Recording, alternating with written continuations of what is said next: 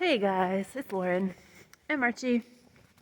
It is Saturday afternoon. We're at the barn, just getting ready to start a session.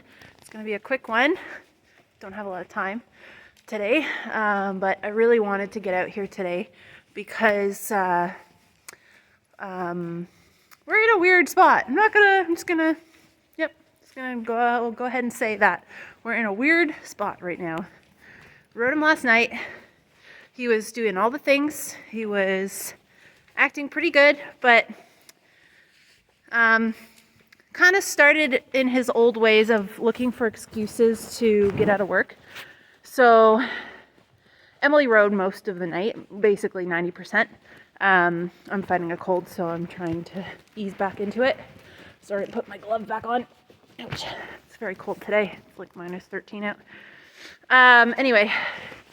So yeah, Emily rode last night, and he was fine at the walk. Beautiful walk, actually. We did lots of walk work and exercises in the walk. We practiced halts. He was really good. He was moving straight and listening, but the trot work was pretty bad for him. It was I don't know what the deal was, but he was getting rushy, and then he would stop, like he'd break to the walk without any permission. He was basically contesting and trying to take control of the situation just by just controlling his own pace and giving a little bit of attitude. So Emily ended on a fairly solid note, and so I jumped on I was just going to cool him out. And I thought, well, I'll just trot him around for a minute and see how he does for me. Well, then he gives me a minor explosion and bucked a couple times, tossing his head, just trying to get through. I don't know what he was trying to do. He's trying to, it felt like he was arguing with me, that he just didn't want to do anything anymore. He was done. It was cold. It was cold, and we'd been going for a good 40 minutes at that point. So, but that's not an excuse. Like, you can't just start complaining and whining. And that's exactly what it felt like. It felt like he was whining.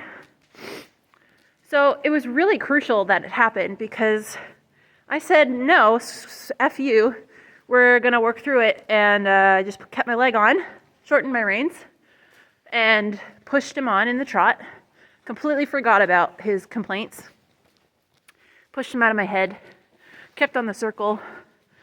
No BSing. And what did he do? He totally changed his tune. It almost visibly happened. He snorted, and after maybe a couple laps, he was still trying, but he released, and he kind of threw the towel in, and after that happened, he was awesome. He felt so good in the trot. We had some really nice circles. There was a few moments where he would try a little bit something, or he'd drift, and then he'd get mad because I correct him. But by the end of it, I was riding him almost on the buckle. Like, I gave him his head, and he just stretched right out, and it was really nice. So I wasn't expecting that. I don't know what I was expecting, but it wasn't that. And but I'm glad it happened, because it just shows us that he's got this winter blues, or this moodiness in the wintertime, that we struggle so hard to know if it's behavioral or if it's like a medical problem, if he's in pain, or both. So it's got to be one or the other, where he's either sick and tired of cold and working in the cold, which don't blame me, bud, but we're not asking a whole lot from him. Really, we're not. We're working in the walk trot canter. We haven't jumped in a while. It's very minimal what we're asking, and he's very capable of it. He's fit for it. So it's not a question of his fitness. He barely broke a sweat last night, and it's more of, I think he's just ready to be done with the cold. And he's not out, he's not moving around outside. He's standing still most of the day. He pooped 5 or 6 times last night. He had a pee inside. Like, he just cleaned himself right out. So all that to say, we're back today. I'm back. I'm going to jump on. We're just going to get right to it. No BS. We're going, and it's like you almost have to take a little bit of a different approach right now and remind him that whoever's riding is the leader and you're totally capable of following, and to just reinstill the confidence that he needs. Because when he lacks confidence or he doesn't feel like he has guidance, I think that's when he starts to try and take control of the situation, or he just doesn't really know what to do, so he'd just rather not be doing what he's doing. So I really think that I'm just going to get on. I think we're gonna do some lateral work. He's much better. His fetlock is fine, and the bump on his hock is gone. So that is an update. I will try and get a bit of footage and put this out. And yeah, see how it goes. And follow up. Emily's going to come out and do a ground session tomorrow, and she's going to take the same mentality of, listen, I'm the one in control, and you're the one working with me, and it's a partnership, but I still call the shots, and you have to respect that. And if you don't respect that, then we need to talk about it, and that's the bottom line for safety, and just if we want to continue growing and learning together. So anyway, I'm sure that this is a common problem for other horse owners and other riders, and it's challenging. It's kind of scary at times because you really have to know. You have to know what you're doing, and you have to be confident and just say, nope, this is not okay. I'm going to ask you to do this, and we're going to do it, and that's at the end of the conversation. So, of course, you have to do it safely, that is, your own horse. I know March very well, and I know what he's capable of, so I feel confident in pushing him when I need to. So, but it's something that you just learn. I had to learn it myself, and you just learn it over time. So anyway, hopefully today goes better. I will check in, and we'll talk to you then, guys.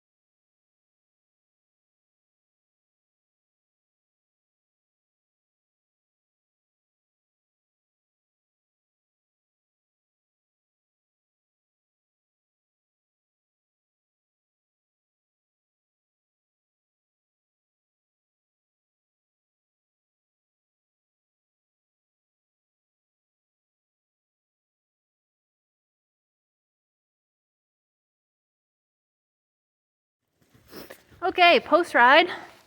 It was okay. It was better than yesterday by quite a lot, so that's good. We did 5 minutes or maybe even less of walking. I did see them playing in the field when I got here, so I know he was trotting around with Forrest, one of the other horses here, and he was not hot, but he was a bit warmed up already before I got him in the barn. So, and I threw the quarter sheet right on him, keep his little back warm. So, didn't do a massively large warm up. I just kind of got right to it with the trot. We just trotted large, and it felt pretty good. It got progressively more anxious, meaning when we started out, he was quite happy to just be straight and consistent. As we warmed up in the trot, he started to soften his jaw and actually start to get a little bit of flexion in the corners, which is new to us. Normally we just kind of try and keep him straight. So we're working towards that. As we went on, I started implementing a walk transition at E. And I mean, like, we're walking at the letter E. Not before, not after. No running through my hands. And he was actually really good for the most part. I mean, there might have been a few steps on either side, but it was an improvement in the listening and following instructions category. Then we took a bit of a break so that I could set the camera up. And then when we came back from the break, I had the anxiety horse came through. I felt him getting tense through his rib cage and his back. We just kept on. We just did it. You just got to go through it. And the outcome was pretty good. Definitely wasn't as lovely as before our break, but I'm happy with it. I'm happy with him. He did very well. I did have to turn his nose into the wall when I asked him for a trot halt, which he's very capable of doing. And if I hadn't have done it, I asked at E, we would have halted at K, maybe. I knew he was just gonna resist and lean on my hands, so I turned his nose right, and he stopped immediately. And then I did it again the next round. I asked him for a halt, or a walk, sorry, I just asked for the walk, and it was very sharp, very clean transition. Message received, on to the next thing.